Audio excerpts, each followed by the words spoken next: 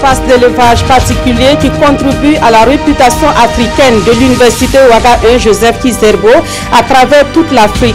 L'animalerie de cette université regorge d'espaces qui servent aux sciences expérimentales, aussi bien pour les étudiants que pour des chercheurs du Burkina Faso et de l'étranger. Nous la découvrirons dans ce journal. La campagne Faso Toilette va-t-elle atteindre son objectif de 100 000 latrines d'ici à la fin 2017? Pas évident au regard du rythme auquel cette campagne s'exécute sur le terrain.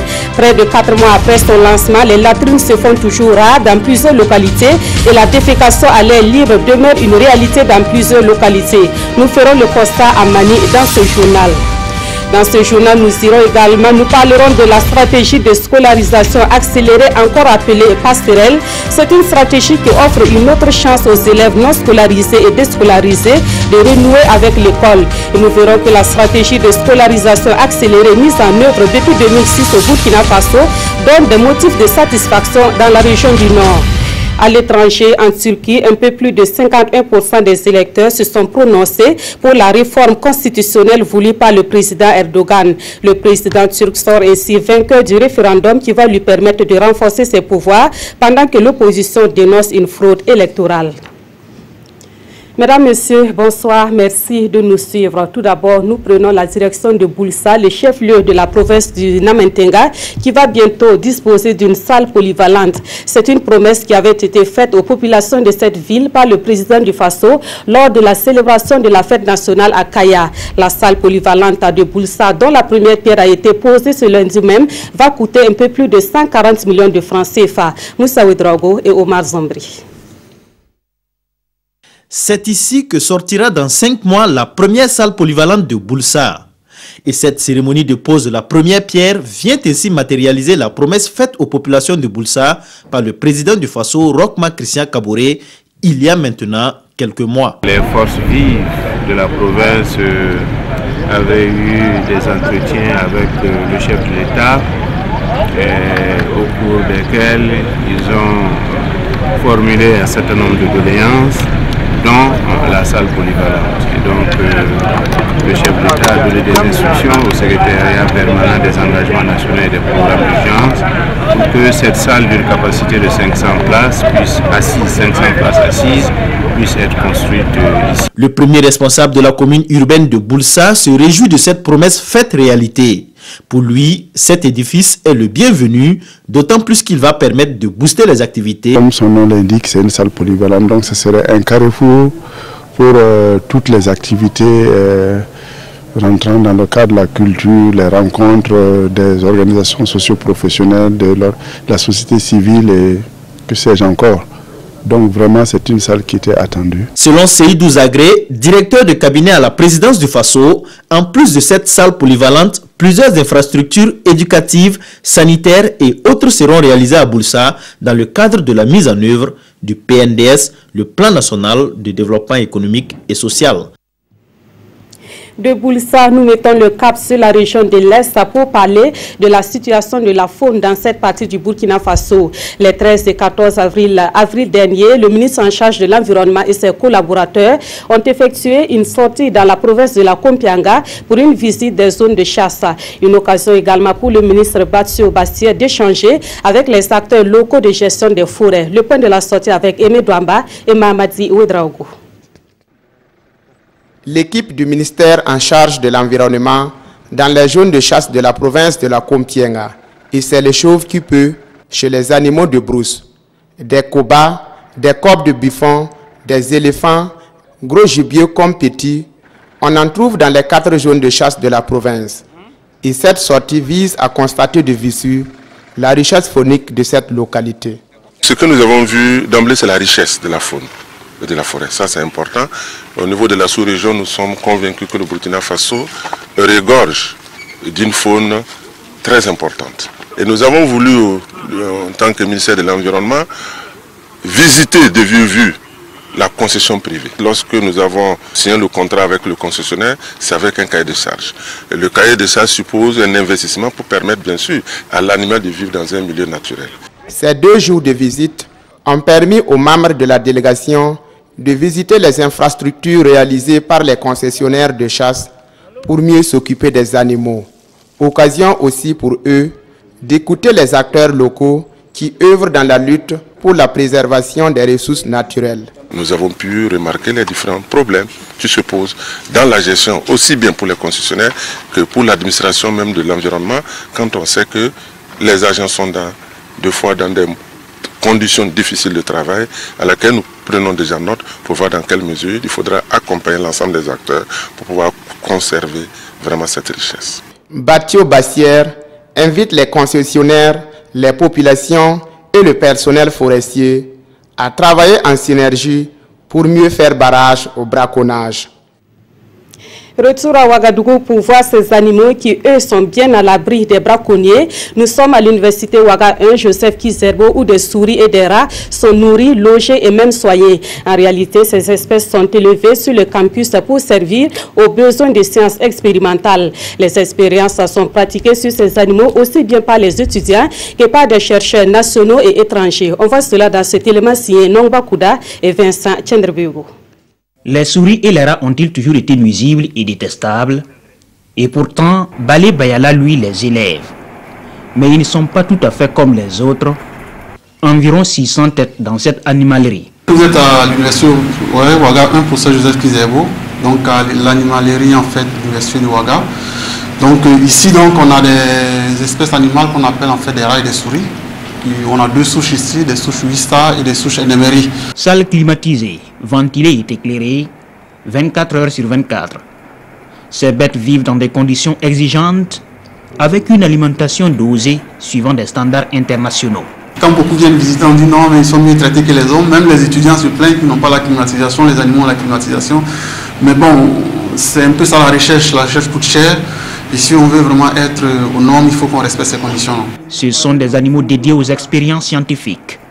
Ils permettent aux étudiants de faire sur place des manipulations. Ici, des doctorants en plein travaux. On ne fait pas souffrir l'animal dans ce sens que l'anesthésie comporte une substance qui réduit un peu la sensibilité à la douleur. Il y a des dispositions aussi bien nationales qu'internationales qui protègent les animaux. Comme la population consomme beaucoup le gingembre, ça permet de savoir si c'est toxique à une dose excessive ou bien pendant une longue durée, de 28 jours par exemple. On peut essayer de voir en administrant la substance chaque jour pendant 28 jours pour voir à la fin. Ça c'est un critère en fait de qualité d'une université. Voilà. Donc le fait que ça existe, le fait que ce genre d'expérience humaine ici, ça montre en fait vraiment une visibilité au sein de notre université. Quand on a nos étudiants qui sortent, qui vont peut-être dans des pays comme la France, l'Allemagne et tout, et qui sont habitués à faire ces manips-là, à faire de la chirurgie, à savoir faire des administrations, ça les étonne, mais comment vous faites? Voilà. Donc ça quand même, ça donne une certaine crédibilité en fait à notre université.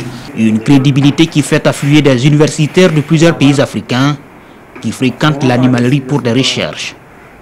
Les animaux sont aussi mis à la disposition des instituts et des laboratoires pour les revenus à réinvestir dans la gestion de cette animalerie.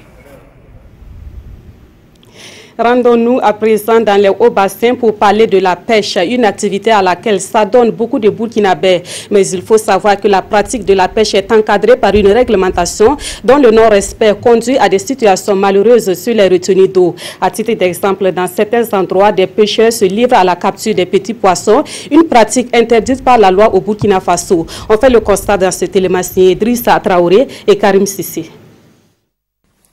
Ce sont là des échantillons de poissons pêchés par des pêcheurs de Nyofila dans la Leraba.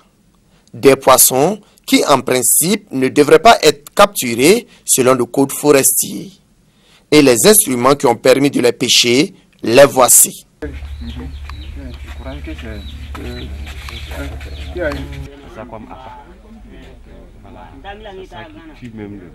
Selon les agents du service de l'environnement de Douna, la plupart de ces instruments ne sont pas réglementaires. Et le pire, ce sont les alevins qui sont utilisés comme appât. Ici, ce qu'ils utilisent comme appât, c'est le petit poisson là qu'ils capturent pour mettre dans les amations pour attraper le gros poisson. Voilà, ce qui n'est pas normal. Les normes du maillage, c'est minimum 35 mm. De façon pratique, lorsque nous partons pour les contrôles, voilà, nous mettons au moins 2 doigts. Voilà, 2 doigts pour vérifier si le maillage est réglementaire. Voilà. Vous voyez, lorsqu'on met un doigt comme ça, on ne peut plus ajouter un autre doigt. Voilà. Donc ça veut dire que ce filet n'est pas réglementaire. Les pêcheurs de Nyofila ne nient pas les faits. Pour eux, c'est une question de survie. Le maillage est petit, ça ne vaut pas 2 doigts. Donc ça, c'est au moment où il n'y a pas de l'eau, voilà, en saison sèche, que nous utilisons ces matériels-là. Donc ça, c'est pour capturer les petits poissons. En réalité, c'est pas réglementé, mais bon, le tank, en ce moment-là, en réalité, en ce moment, si c'est pas avec ces matériels-là aussi, pour avoir du manger, c'est du catastrophe chez nous. Ces méthodes de pêche non responsables se pratiquent malheureusement dans la majeure partie des points d'eau au Burkina. Conséquence, on assiste de plus en plus à un faible rendement des barrages et autres points d'eau en poissons. Et l'accès du barrage de Nyofila avait été interdit aux pêcheurs entre 2002 et 2003. En 2002-2003, on avait fermé complètement l'accès du barrage pour permettre aux pêches et pour permettre aux poissons de se développer et avoir de gros rendements. On est tous venus trouver nos parents, nos papas qui sont en train de pêcher, voilà, et nous avions tous aussi commencé à pêcher comme cela. Mais actuellement, aujourd'hui, nous constatons qu'avant, il y avait trop de poissons, il y avait même du poisson, mais actuellement, il n'y a plus de poissons. Selon nous allons dire que en fait, c'est la pêche, les méthodes de pêche là qui ont changé. Et c'est ce qui a amené la disparition des pêcheurs, des poissons. Un tour au barrage de Moussodougou dans la Komoué. Là, la réglementation en matière de pêche semble être bien respectée. Organisés en groupement, les pêcheurs veillent jalousement au grain. Et toute personne qui capture des alevins est passible de sanctions. Bon, nous allons interdire nous. Ce sont les gros poissons que nous pêchons. Pêcher les alevins compromet la pisciculture, ce qui n'est pas bon. Et si on te prend avec de petits poissons, tu payes 25 000 francs et tu peux faire jusqu'à 8 mois sans pêcher.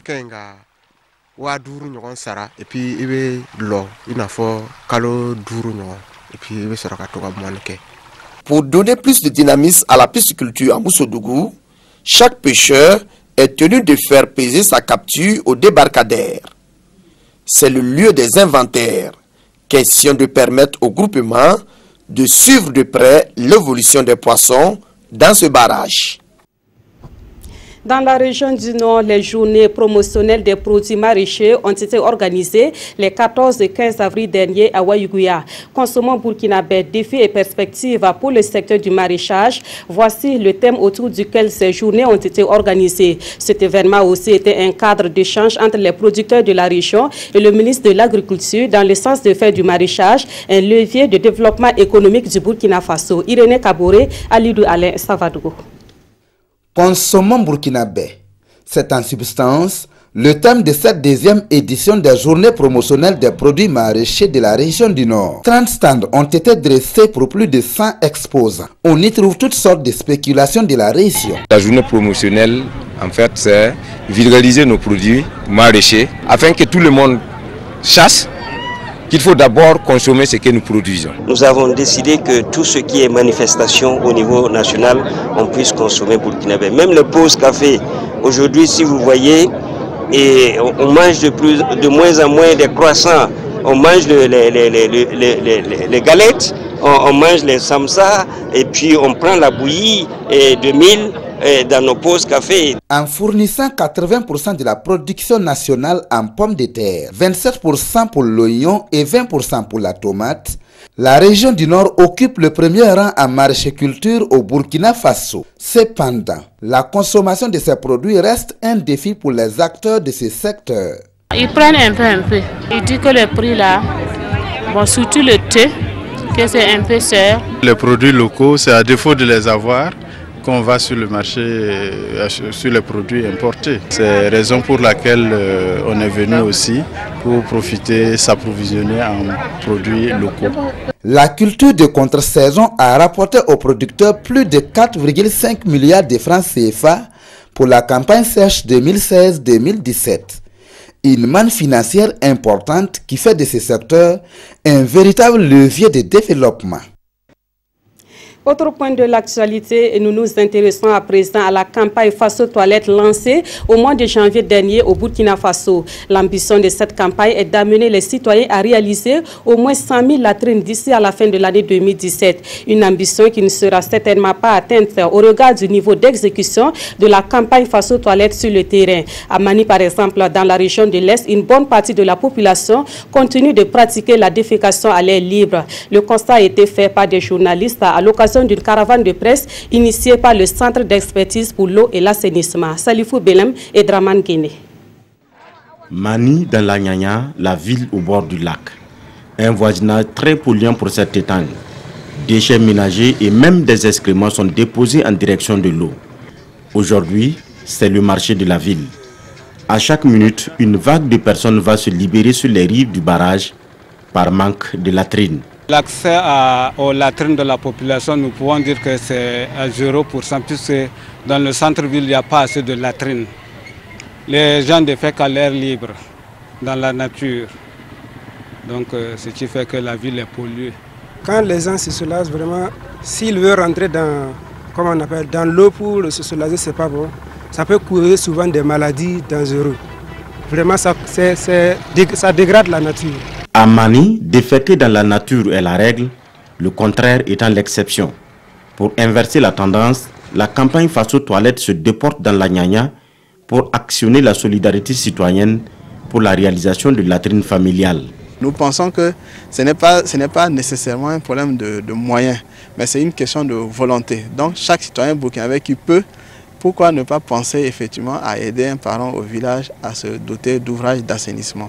La campagne de l'ONG IRC, le Centre d'expertise pour l'eau et l'assainissement, et Helvetas ambitionne réaliser au moins 1000 latrines au Burkina d'ici à la fin de l'année 2017. De la qualité dans la rédaction des correspondances administratives, c'est le besoin actuel au Conseil constitutionnel, d'où cette formation sur le sujet organisée au profit des secrétaires et chefs de service de cette institution. La formation s'est tenue à Ouagadougou avec l'appui financier de la Fondation Aïsaïdel. Le reportage de Gérard Sommet et Estelle Judith Assorba.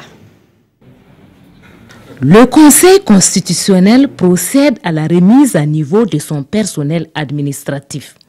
Réunis à Koudougou pour la circonstance, ces hommes et femmes renforcent leurs capacités sur la rédaction et correspondance administrative.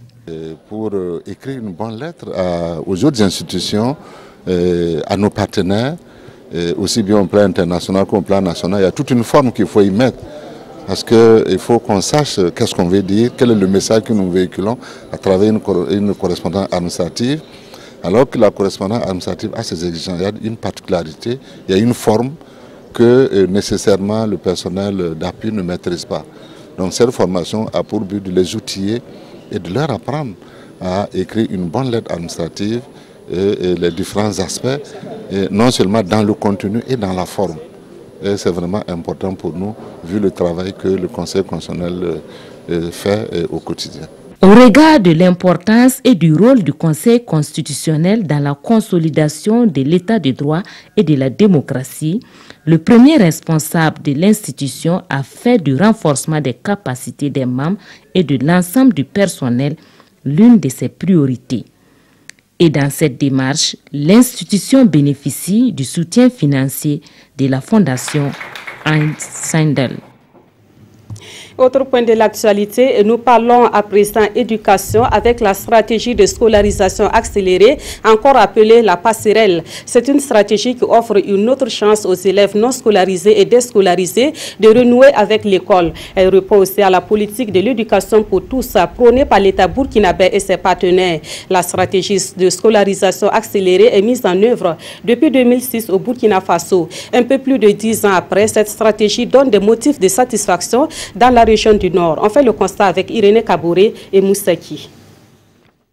Si Sawadogo Bibata arrive à lire et à écrire aujourd'hui, c'est grâce à l'école de la seconde chance, encore appelée la stratégie de scolarisation accélérée SSA ou la passerelle. Cette chance, c'est à l'âge de 12 ans qu'elle l'a obtenue. Et déjà, elle nourrit un grand rêve. J'aimerais devenir infirmière pour soigner les gens.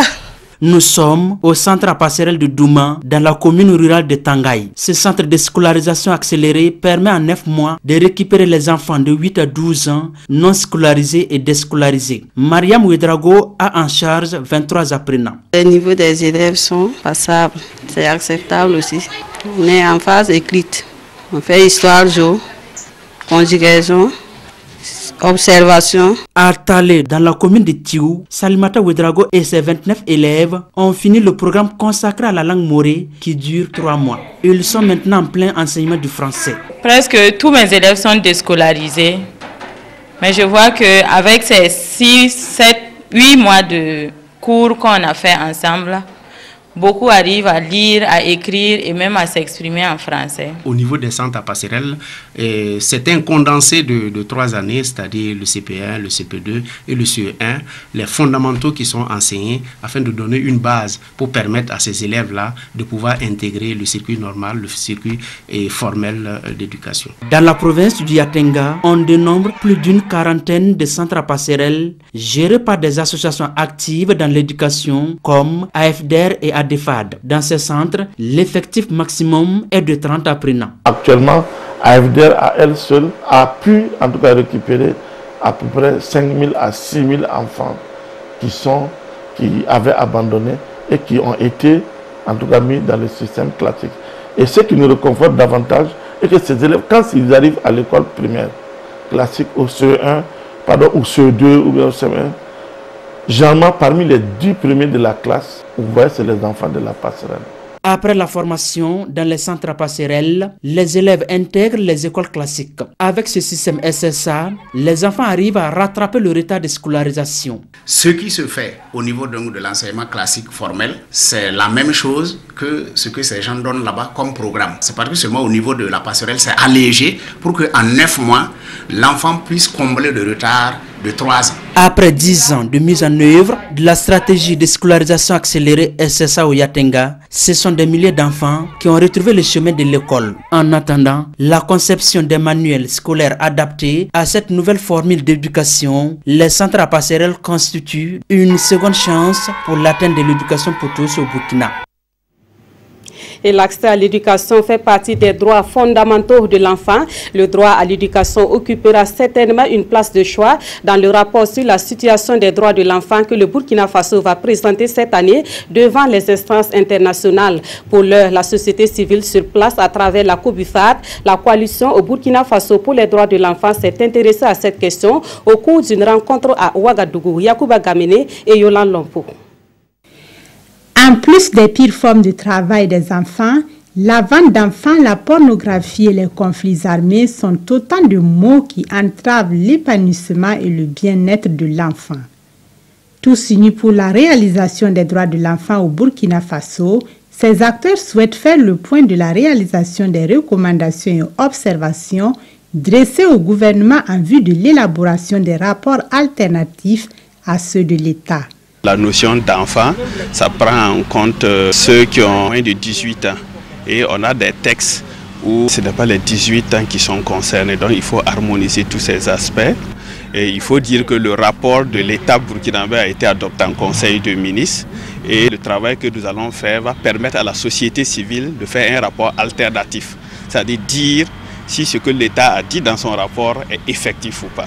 L'initiative est de la coalition au Burkina Faso pour les droits de l'enfant COBUFAD qui, à travers la mise en œuvre du projet, appuie à la société civile en matière de plaidoyer et de suivi des droits de l'enfant, veille au respect et à la protection de leurs droits. En 2013, l'État avait présenté les rapports sur les 2 protocoles facultatifs à la CDE et également l'examen périodique universel. On va continuer la lutte pour que la situation de l'enfant au Burkina Faso soit vraiment la meilleure possible. En 2017 et 2018, Le Burkina Faso devra à nouveau se soumettre à l'exercice de présentation de nouveaux rapports sur la mise en œuvre de ses engagements vis-à-vis des organes internationaux. Et les personnes qualifiées de démunies sont également celles qui ne jouissent pas de tous leurs droits. Ces personnes sont constamment dans un besoin d'assistance sur plusieurs plans. Le CERFI, le Cercle d'études de recherche et de formation islamique, inscrit ces personnes sur la liste de ses priorités. Il a lancé l'édition 2017 de la campagne de soutien et de solidarité envers les personnes démunies. Konsun Koulibaly et Nyarkiteda. C'est parti pour la 8e édition de la caravane d'Awa et solidarité du Cercle d'études, de recherche et de formation islamique CERFI. Une biennale initiée par la structure islamique en vue d'apporter un soutien aux plus démunis de la communauté musulmane, mais aussi à tous les Burkinabés. Cette caravane a pour objectif de travailler pour la cohésion au sein de la société, travailler donc pour la solidarité. Donc cette caravane a pour but de montrer les chemins à tous ceux-là qui ont un temps soit peu, un peu de moyens, que l'islam c'est le partage, l'islam c'est la recherche de la cohésion. La solidarité et le partage, en conformité avec le monde, l'un des piliers de l'islam, sont les motivations qui conduisent le CERFI à tenir cette caravane tous les 2 ans. Ce matin, la caravane va démarrer et nous avons déjà préparé tout ce qu'il faut pour que la caravane puisse traverser ces localités-là dans de bonnes conditions.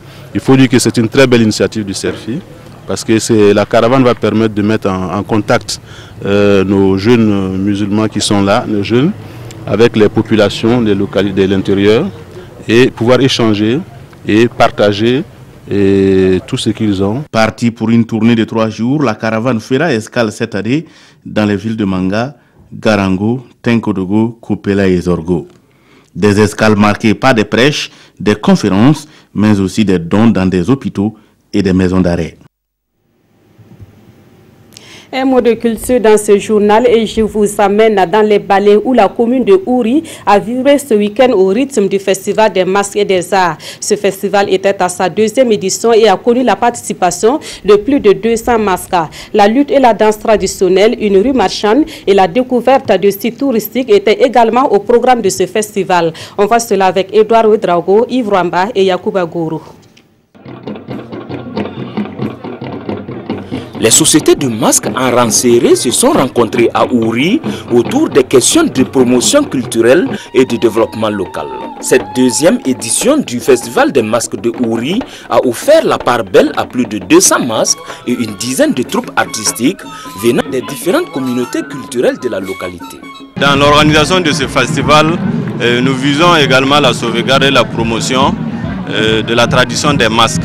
Voilà, surtout pour la jeune génération, pour qu'ils puissent se rappeler des pas de danse, de la sculpture de masques et également la fabrication des costumes de masques, pour qu'on puisse quand même sauvegarder ça, pour ne pas perdre ces valeurs-là. Le festival, c'est pour nous rappeler nos danses anciennes. C'est pour ça que nous privilégions la jeunesse. Elle s'adresse d'abord à la jeunesse parce qu'elle est un peu perdue avec les cultures des autres. C'est bien d'aimer la culture des autres, mais on doit aussi d'abord aimer la sienne. Les autorités en charge de la culture ont tenu à encourager l'organisation de ce festival. Vous avez vu la grande mobilisation, vous avez vu la présence de la population, ce qui est le témoignage évident de l'attachement de cette communauté à ses valeurs culturelles, à son patrimoine culturel. Et c'est ce que nous encourageons. Même s'il faut aller vers la modernité, il ne faut jamais occulter ces valeurs culturelles. C'est ce qui nous permettra de grandir en préservant notre force, en préservant notre esprit. Le parrain et le maire de la commune rurale de Ouri ont appelé la population à plus de cohésion pour un développement participatif de leur localité.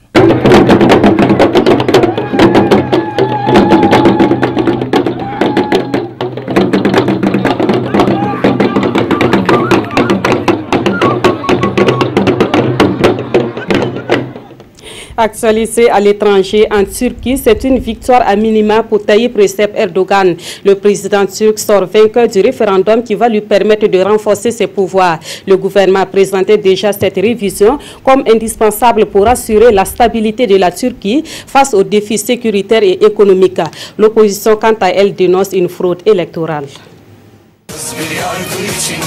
Le président turc crie victoire au lendemain d'un référendum violemment critiqué par l'opposition.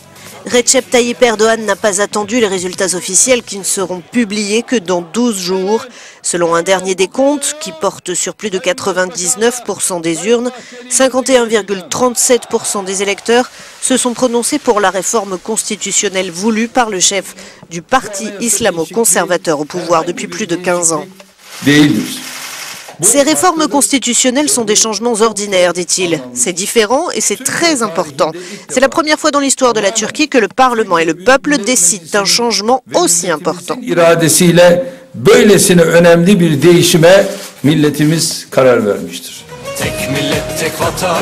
Cette réforme renforce considérablement les pouvoirs du président. Elle pourrait potentiellement permettre à Erdogan de rester au pouvoir encore jusqu'en 2029. Plus de Premier ministre dans cet avenir tracé par l'AKP, mais un vice-président qui devrait être l'actuel chef du gouvernement, Binali Yildirim. Et c'est la fin de ce journal. Merci de l'avoir suivi. Passez une excellente soirée sur la RTV.